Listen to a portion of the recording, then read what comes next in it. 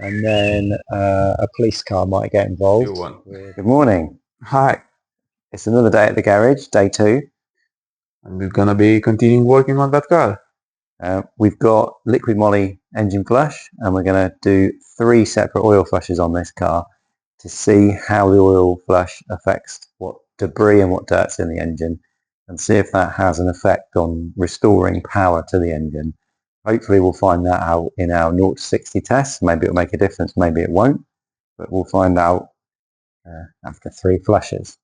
As well as we're gonna do a full service, which includes oil filter, air filter, pollen filters, fuel filter, and the new spark plugs.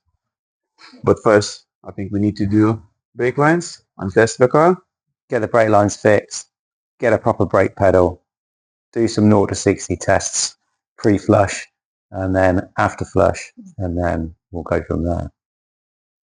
Let's go.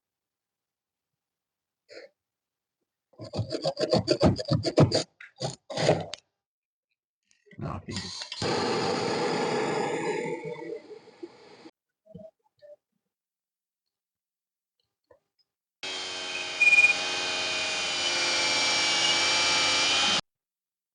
no, that's all. It definitely is now. This is the condition of the brake hose on the car. You can actually see in there it's actually in such a poor condition. We've had to cut this section off there because we just simply could not undo that brake connection at all. And you can also see just here on this brake hose it's actually completely splitting away to its inner cords there. So yep, absolutely, let's get this new one of these on there. Let's get a new brake pipe on there. Let's get it done.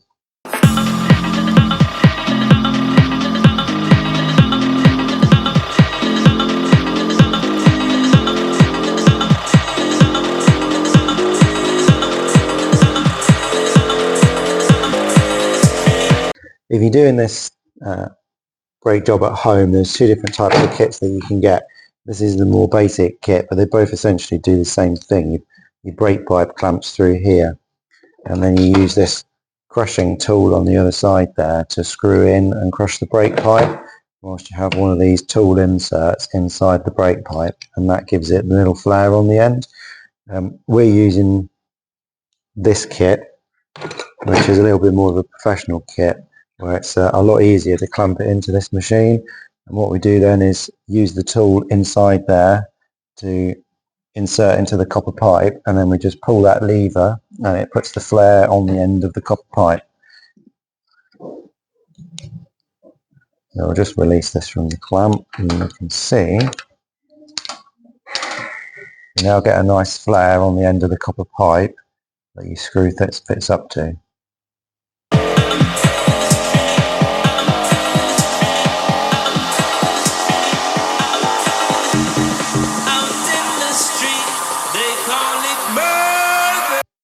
So as you can see, it's been a couple of weeks. It's quite nice and warm now, and we kinda lost a bit of interest in servicing it. So what we're gonna do now? Swap a boot, doors, headlights from our parts car, and then we're gonna do wide arches, different wheels, different colors. We're gonna start with that and see where we go. You know what we say is that Tune it before you fix it. modify it before you fix it. I think that's a lot more fun approach, and we're gonna have a lot more fun doing it. I think so. We've got a parts car e39 now as well, so we're going to grab quite a few parts off that and swap them over onto this one. I've also secretly dabbed myself some mud flaps off the parts car as well for my own e39. So we may join us in the future. But we'll swap some boots over, swap some doors over, and then yeah, we'll Maybe headlights as well. Yeah, headlights. Seems to be in better condition. Maybe black interior trim because it looks better than walnut. Yeah, we'll see what we can make it look like. And then a police car might get involved with some lights on the top of it and some flared wheel arches. So we shall see what's to come.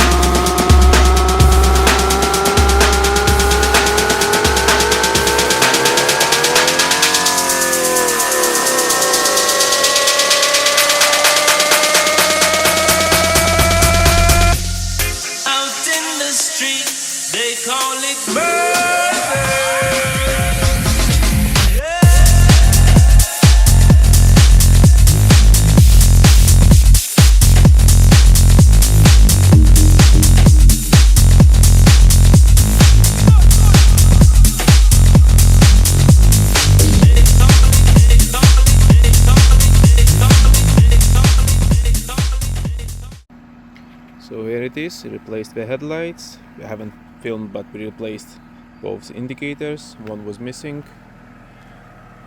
I think headlights just lift up everything.